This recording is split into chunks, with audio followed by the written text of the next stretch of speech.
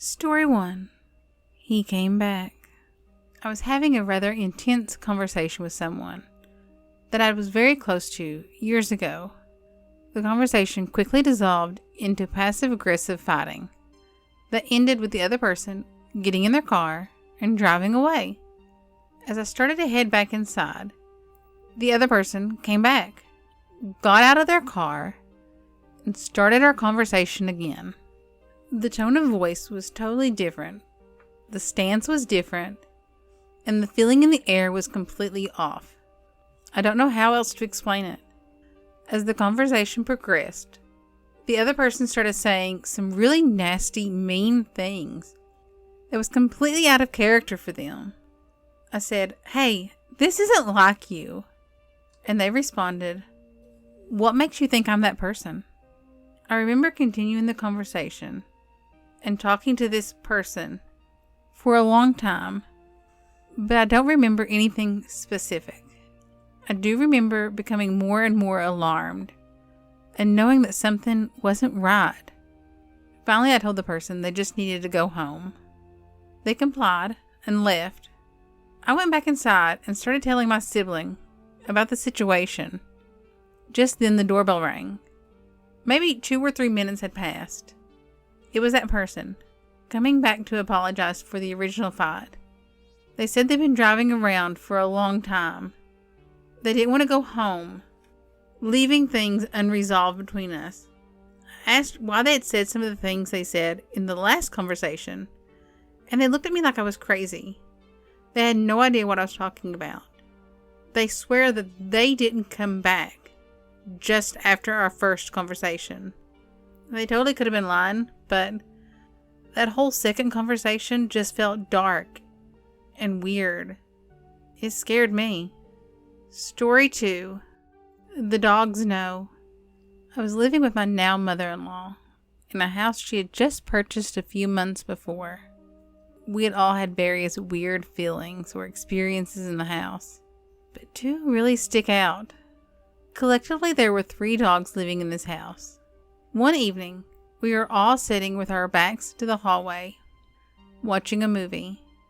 All of a sudden, my German Shepherd and my Terrier both perk up their ears and start staring down the hallway, directly behind where we are sitting. Full attention. I notice and turn around. The light is off in the hallway, and it was dark, and of course I couldn't see anything.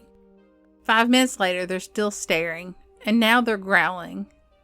This time my wife and I turn around, and we both watch as the light switch on the wall gets flipped into the on position. The dogs go crazy, and so do we. How did that happen? A few weeks later, same scenario. Light is off, we are watching movies. My German Shepherd loved to play fetch, and we always had a million balls around to entertain her. This time she's staring down the hallway, wagging her tail. This time we all notice again and start to watch. And then a small orange tennis ball comes rolling down the hallway towards her. Man, I hated that hallway. It never felt like it had bad energy, but I was scared of it nonetheless. My mother-in-law was having these dreams a few weeks after moving in about the house catching on fire and burning to the ground, with all of us inside of it. Really horrible stuff. About 3 weeks after these dreams, we woke up one morning to the distinct smell of smoke coming from somewhere in the house. Panicked, we start searching. Eventually we came to the garage. On a rafter we noticed smoke coming from a fluorescent light fixture. The light was attached directly to a dried beam. The light had been left on all night and was slowly catching that rafter beam on fire. I think the dreams and the ghost was looking out for us and trying to keep us from dying in a house fire. Story 3. Guardian. When I was about 18 years old, a friend needed a roommate, so I moved in. His name was Jake, and he was always doing silly things or making up stories. Not long after I moved in, he started telling me about the ghost that lived in his house. He said it was a young girl, about 15 or 16, with long black hair. He said she always wore a long white dress. He said she never said anything. She would just walk through the rooms of the house and then disappear. Now, if that doesn't freak you out already, he told me that the girl looked just like me. I didn't take him serious and just blew it off. One night I heard a scream in the middle of the night and ran into his room. He was laying there in his bed with the covers up to his neck, pale as a sheet. He said that someone was standing at the foot of his bed, and he thought it was me. When he asked her what she was doing there, she just disappeared into thin air. He refused to sleep in his own room after that and insisted that we trade rooms. So that night, that very night, we stayed up and switched bedrooms. It took us all night. At the end of the night, I was convinced that he had pulled this little stunt so that he could have the bigger bedroom. One night, my boyfriend and I were supposed to meet up after work. I had to stay an extra hour, so I told him to just go to the house and wait for me to finish up. There was a spare key hidden outside.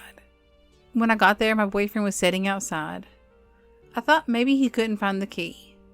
When I got out of the car and walked up to him, I noticed that he looked worried. I asked him what was wrong and why he hadn't went inside.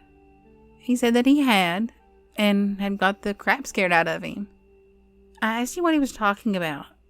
He said that he went in and was laying on the couch watching some TV when all of a sudden the door opened and a person walked in that he didn't recognize. He couldn't make out their face.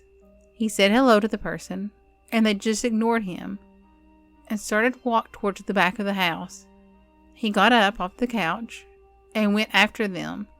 Since they didn't say anything, he thought that maybe it was some kind of burglary or home invasion. When he caught them, he put his hand on their shoulder to try to stop them, and his hand went right through the person's back. And then they just faded away into nothingness. Nothing else happened for a long time after that. And then during the winter, our heater broke. One night the temperature went down to 20 degrees. It was freezing inside the house. My boyfriend stayed over, and we were sleeping on our sides, wrapped up around each other to try to stay warm. In the middle of the night I woke up because I was really hot and sweating. I could barely breathe. I started to tell my boyfriend to get off of me, that I was too hot, but he didn't move. So I said it again and told him he was suffocating me. When he didn't listen, I threw back my shoulder and rolled over. When I looked over my shoulder, there was a girl standing there. But not really a girl. More like a shadow of a girl. She was all black. And then she yelled, "Maggie, it's only me. It's only me, Maggie." And then she took off across the room, jumped onto the wall, ran up it, blended into the shadows, and was gone. I couldn't believe that it just happened. I've never seen anything like that in my life. I thought I must be dreaming. I looked over and my boyfriend was still laying there sleeping. I convinced myself that it must have been a dream and went back to sleep. But deep down I knew it had to have been real. Shortly after, I moved back in with my parents, and I told my mom and my sister what had happened. They thought that maybe it was my guardian angel trying to keep me warm, or that it was a ghost that liked me. I don't know. I've never figured it out for myself. Story 4. The Ghost That Calls 911. When my 3 children were around the ages of 14, 13, and 9, we lived in an old farmhouse. The house was actually right on the county line. My boyfriend was an oilfield driller, and he was gone most of the day. One night, we were watching TV when there was a knock on our front door. I got up and answered it, and to my surprise, there stood in front of me 2 county cops. They said, "Ma'am, what is your emergency?" And I said, "Excuse me, I have no emergency." The officers went on to explain that they had received an emergency request from this address. I told them that we had not called 911. They said, okay, we're sorry we bothered you, and they left. The kids and I continued to watch TV. Lo and behold, 20 minutes later, another knock on the door. 2 more cops. Same scenario.